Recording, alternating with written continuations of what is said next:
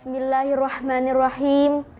Assalamualaikum warahmatullahi wabarakatuh. Yang terhormat Kepala Man 1 Surakarta, Bapak Ibu Guru yang saya hormati, serta teman-teman yang berbahagia. Pertama-tama, marilah kita panjatkan puji syukur kehadirat Allah Subhanahu wa Ta'ala atas karunia-Nya sehingga kita dapat berkumpul di sini dalam keadaan sehat walafiat.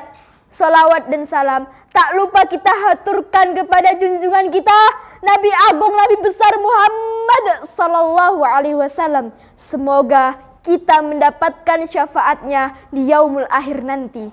Amin, amin ya rabbal alamin. Pada kesempatan kali ini, izinkan saya akan menyampaikan pidato yang bertema pemuda sebagai tonggak kehidupan umat. Generasi muda sebagai generasi penerus cita-cita perjuangan bangsa yang akan mengambil alih tanggung jawab kepemimpinan, mulai dari kepemimpinan keluarga sampai dengan kepemimpinan bangsa dan negara.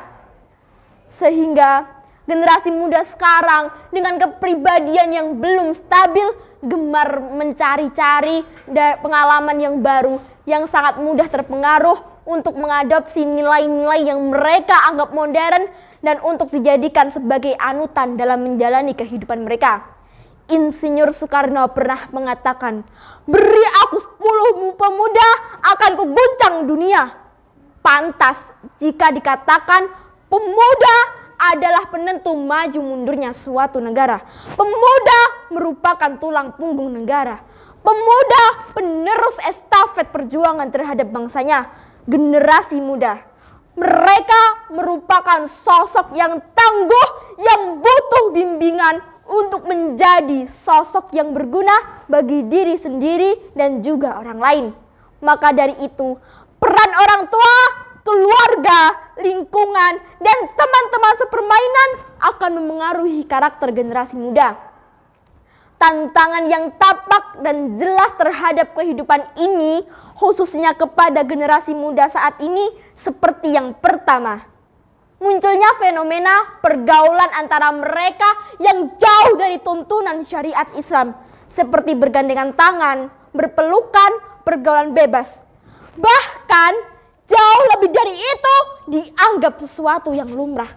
Sementara ada sebagian pemuda yang memakai sarung, peci, berangkat ke masjid, menuju majelis taklim, dikatakan soalim, ada maunya, dan lain sebagainya. Islam tidak antipati dengan sebuah pergaulan. Islam tidak mengajarkan kepada siapapun untuk bergaul kepada non-muslim. Selanjutnya, yang kedua, media dan dunia entertain.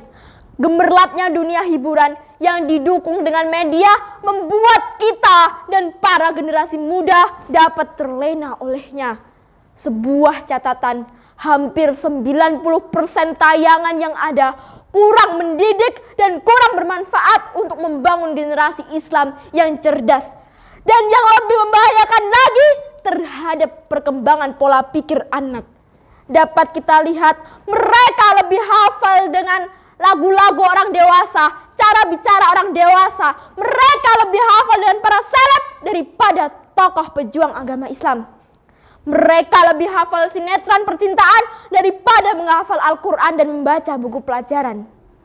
Jadi, siapa yang di sini yang tanpa kalian sadari masih melakukan hal-hal tersebut? Coba kalian pikir lagi. Siapa tahu kalian masih melakukan hal-hal tersebut. Ini menjadi tantangan berat bagi generasi muda Islam sebagai agen perubahan untuk melakukan sebuah inovasi agar generasi Islam dapat terselamatkan.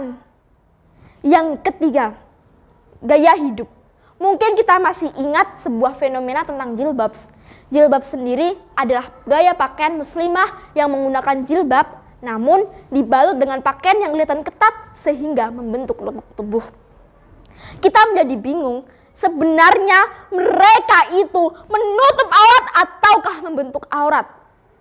Apakah masih ada dari kalian yang masih memakai pakaian seperti itu? Padahal Allah Subhanahu wa Ta'ala berfirman dalam surat Al-Ahzab ayat 59 yang artinya, Wahai Nabi Muhammad, katakanlah kepada istri-istrimu, anak-anak perempuanmu, dan istri-istri orang mukmin, supaya mereka mengulurkan jilbabnya ke seluruh tubuh mereka. Yang demikian itu agar mereka lebih mudah untuk dikenali sehingga mereka tidak diganggu. Allah Maha Pengampun lagi Maha Penyayang. Kemudian yang terakhir keempat, kemajuan teknologi. Saat ini sebagai penunjang kebutuhan hidup tidak dapat dielakkan oleh semua orang dari yang muda hingga tua. Majunya teknologi Android digunakan generasi Islam untuk media dakwah, bisnis, dan berbagi ilmu, dan tentunya sesuatu yang bermanfaat. Teman-teman semuanya, para pemuda, mari kita manfaatkan waktu muda kita untuk hal yang bermanfaat, karena hidup itu cuma sekali dan tidak tahu sampai kapan. Tetap berpedoman dengan ajaran Islam dan teguh menjalani aturannya. Insya Allah hidup kita akan bermakna dan bermanfaat bagi semua. Sekian yang dapat saya sampaikan, semoga bermanfaat bagi kita semua. Mohon maaf atas segala kekurangan. Unzur maqala wala tanzur man qala. Wallahu muwafiq ila aqwamit thoriq. Wassalamualaikum warahmatullahi wabarakatuh.